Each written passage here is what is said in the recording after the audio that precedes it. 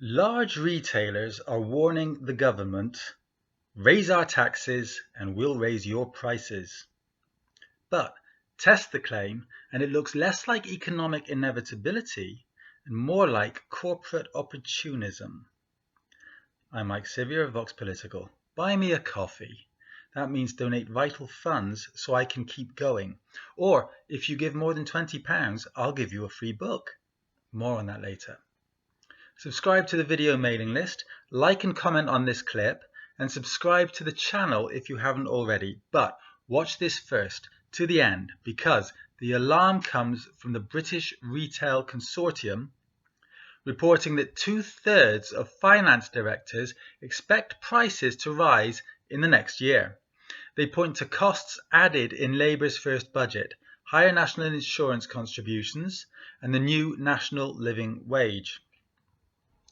And with Chancellor Rachel Reeves reportedly considering more tax measures in the autumn, big retailers are already laying down markers. One name stands out: Tesco. Britain's dominant supermarket chain posted nearly £2.3 billion in pre-tax profits last year. It holds enormous market power and uses its club card reward system to manipulate perceived discounts, a practice that some economists argue quietly inflates base prices for those without the card. Yet it is still among the loudest voices suggesting prices may have to rise if Labour adds more pressure. The hypocrisy is glaring. Tesco's new CEO, Matthew Barnes, may not have been long in the job, but his predecessor, Ken Murphy, came with a track record from Boots, where staff cuts were extreme and profit chasing was central. Under his leadership, Boots slashed staffing to the point where some stores reportedly operated with just one worker. That's dangerous, really, isn't it? During that period, the company recorded profits of £388 million in 2017 and £317 million in 2018, but still made severe cuts.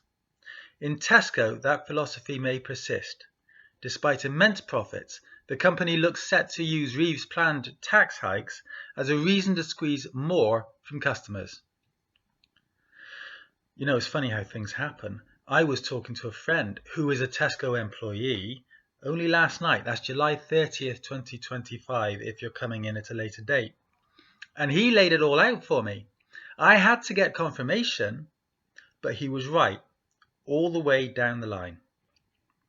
Put it all together, and it looks less like necessity and more like bandwagon jumping, linking inflationary moves to political headlines in order to justify price hikes that boost profit margins. Not all retailers are playing the same game. Chains like Poundland and Iceland have been closing stores and may be genuinely under pressure.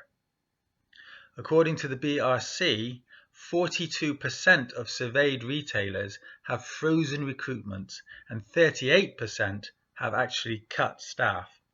For some, rising wage and tax costs might truly threaten survival. But this is where the opportunity lies. Labour could and should take this moment to assert leadership. Reeves could announce that a portion of any new tax revenue will be earmarked to support struggling retailers, but only those who do the following things: show transparent pricing and fair margin policies, not post major profits, protect their workforce from excessive cuts. Such a scheme could include targeted relief, business rate rebates, or support for small and medium retailers investing in staff, green logistics, or digital upgrades. Crucially, it would allow Labour to draw a line. Those who exploit crises for profit will pay. Those trying to survive and serve local communities get support. This two-tier approach doesn't just make economic sense, it makes political sense. Labour could say to the public, we're taxing windfalls to defend the shops and jobs you rely on. Retailers are making threats. The government can respond with action that supports the economy from the bottom up, not the boardroom down. And if giants like Tesco decide to hike prices anyway, Labour would be armed with a response. Show us your books, justify your margins, and explain why your customers should keep footing the bill. See, this isn't just about taxation.